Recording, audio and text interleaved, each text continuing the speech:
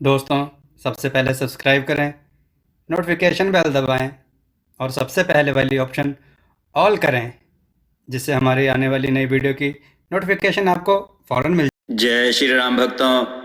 आज की कथा है चार ठग और एक व्यापारी। आइए कथा श्रवण करें। किसी नगर में एक व्यापारी रहता था। वह दूर दूर के देशों से व्यापार करता था।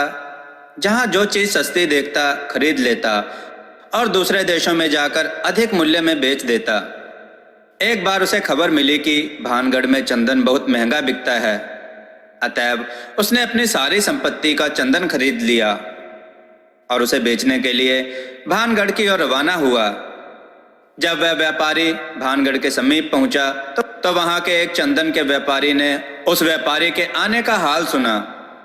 वह व्यापारी बड़ा चिंतित हुआ और सोचने लगा कि यदि वह व्यापारी यहाँ आकर व्यापार करेगा तो उसकी बिक्री कम हो जाएगी।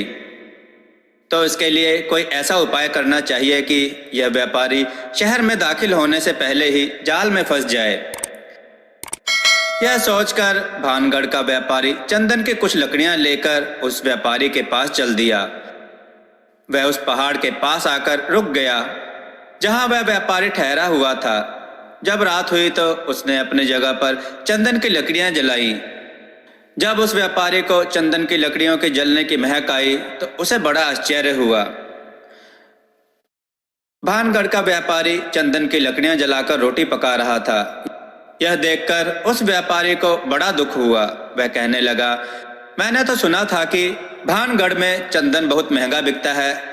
इस वास्ते मैं अपने सारे रुपयों का चंदन खरीद लाया हूं, परंतु आप तो इसे ईंधन की लकड़ियों की तरह जला रहे हैं।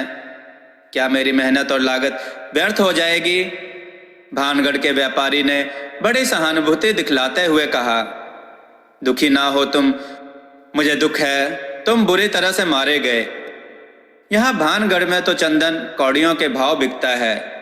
यह बात सुनकर व्यापारी बड़ा ही निराश हुआ और अपने नुकसान के लिए दुख करने लगा। भानगढ़ का व्यापारी बोला, तुम शोक ना करो, मुझे तुम्हारी दशा पर बहुत तरस आता है। तुम मेरे मेहमान हो और तुम्हारी सहायता करना मेरा कर्तव्य है। मैं तुम्हारा सब चंदन खरीद लेता हूँ। तुम मेरे साथ भानगढ़ चलो। वहाँ इसके बदले में इतने ही वजन की जो चीज चाहोगे वह तुम ले लेना। मैं खुशी खुशी दे दूंगा, परंतु एक डर है। संभव है वहाँ पहुंचकर मेरे घर के लोग मुझे ऐसा ना करने दें।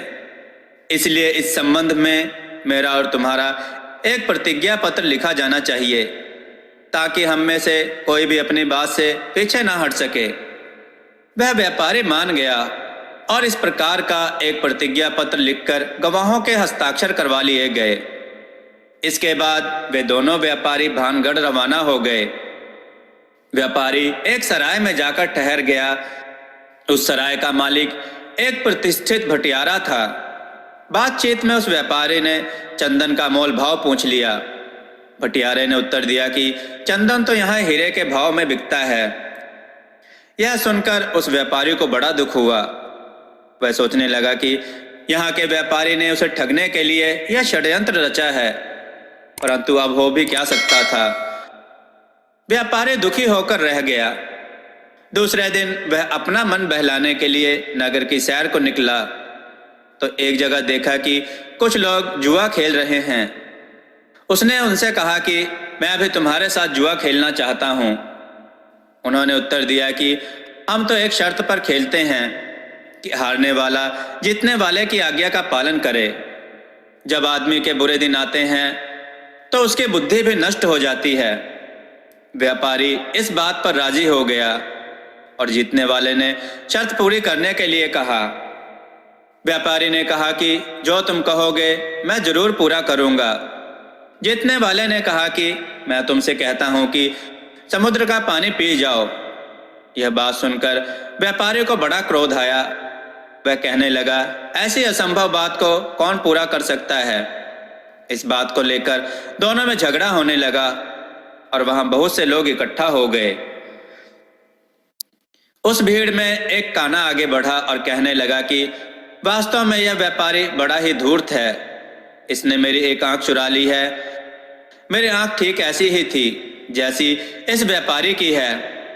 कान्हा अपनी बात पूरी भी नहीं कर पाया था कि दूसरा आदमी आगे निकल कर आया। वह अपने हाथों में एक पत्थर लिए हुए था। वह लोगों से कहने लगा कि मेरे पास इस तरह के पत्थर का एक पैजामा था, वह इस आदमी ने चुरा लिया है। इस आदमी से मेरा पैजामा दिलवा दें।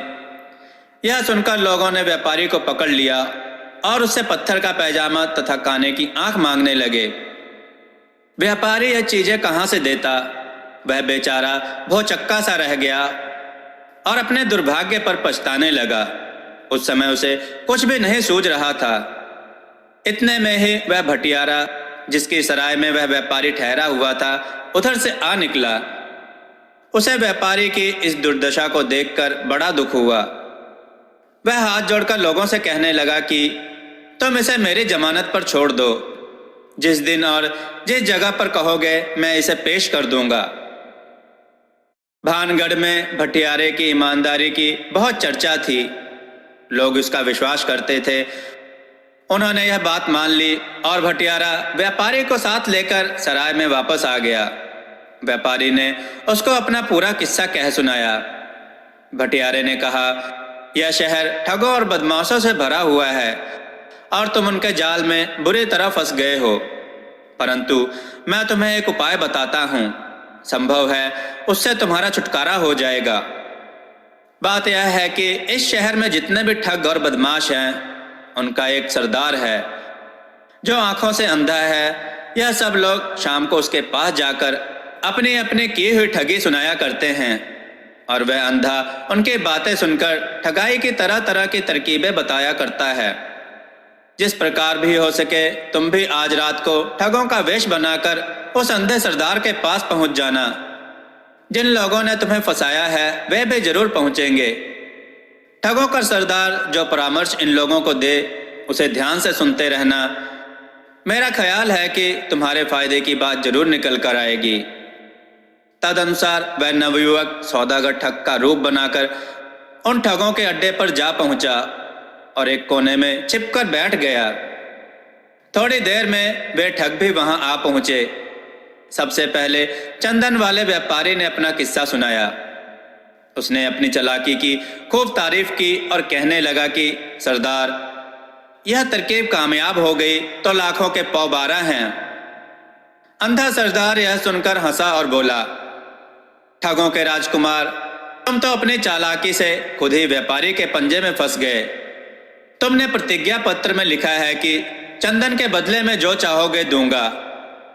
अब जरा सोच कर देखो, अगर व्यापारी ने बदले में पिस्सू नामक जानवर मांगा तो कहां से दोगे?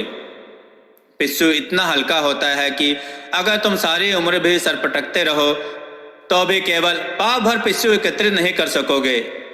तुमने इस चीज का ख्याल तक भी ना किया होगा। चंदन का व्यापारी यह सुनकर हक्का बक्का रह गया। फिर जरा होश संभाल कर बोला, सरदार, भला उस मूर्ख व्यापारी के दिमाग में यह बात कहाँ आ सकती है? इसके बाद जुआ खेलने वाले ने अपना किस्सा सुनाया। अंधे ने कहा, अगर नवयुवक तुमसे कहे कि मैं तुम्हारी शर्त के अनुसार सारे समुद्र का पानी पीने के लिए तैयार हूं, पहले तुम उन नदियों को बंद करो जो हर समय समुद्र में गिरती रहती हैं और पानी बढ़ाती रहती हैं, तो तुम क्या जवाब दोगे? शर्त लगाने वाला यह सुनकर चुप हो गया। इसके बाद तीसरे ठग ने अपनी कथा सुनाई कि मैंने पत्थर के पैजामे की चोरी का इल्जाम लगाया है और दरबार में कहूंगा कि यदि वह मेरा पैजामा ना दे तो उसकी कीमत के 10,000 रुपये मुझे दिलाए जाएं। अंधे सरदार ने कहा कि तुमने बड़ी गलती की। मान लो कि वह व्यापारी तुमसे यह कहे कि मैं पत्थर का पैजामा सीने को तैयार हूं, पहले तुम पत्थर का धागा लाओ, तो तुम क्या जवाब दोगे? अंधे सरदार की यह बात सुनकर उस ठग को बड़ी निराशा हुई। सबसे आखिर में उस काने ने अपनी मक्कारी का किस्सा सुनाया, जिसने उस व्यापारी पर अपनी एक आंख चुराने का इल्जाम लगाया था।